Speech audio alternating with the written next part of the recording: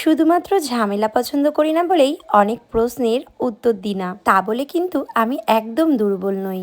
তর্কে কিন্তু তর্ক বাড়ে, তাই নিঃশব্দে চুপ করে থাকাই আমি মনে করি শ্রেয়। যেখানে আমার ভালো লাগবে না সেখান থেকে চুপ করে সরে আসাটাই আমার পক্ষে মনে হয় সব থেকে ভালো। সো হ্যালো এভরিওয়ান, শহর হাবড়া থেকে আমি মেঘা। তোমরা সবাই কেমন আছো? তো সকলের হোলি কেমন কাটলো অবশ্যই কমেন্টে জানিও। আর এই ছোট্ট হাবড়া শহরটি থেকে কারা কারা আমার ভিডিও দেখো অবশ্যই জানাতে ভুলো না। আমি না খুব একটা ভালো কন্টেন্ট ক্রিয়েটার নই, আর সত্যি কথা বলতে কন্টেন্ট ক্রিয়েট করাটা না খুব একটা চাপের বিষয়। যারা ভাবে এটা অতি সহজ, একদমই না।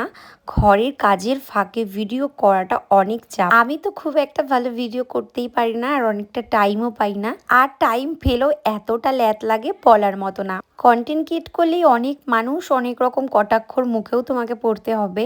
তো তার জন্য সেরকম মেন্টাল প্রিপারেশন নিয়েই তোমরা নামবে, যারা এখনো নামোনি। আর যারা নেমেছো তারা তো জানোই এই জার্নিটা কেমন। প্রধানত তোমার পরিবারের লোকগুলোকে তো ভালো হতেই হবে, কারণ পারিপার্শ্বিক লোক কিন্তু হাজারো একটা কথা বলবে। তা বলে ভেঙে পড়লে চলবে না পরিবারের কাউকে, বাট তোমাকেও।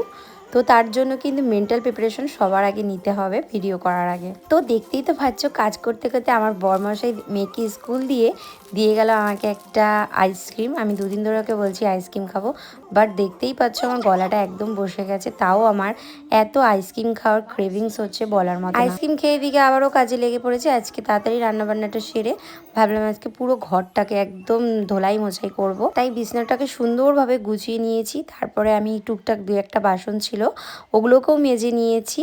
তো মাজা আঠাজা কমপ্লিট হয়ে গেছে এখানে আমার।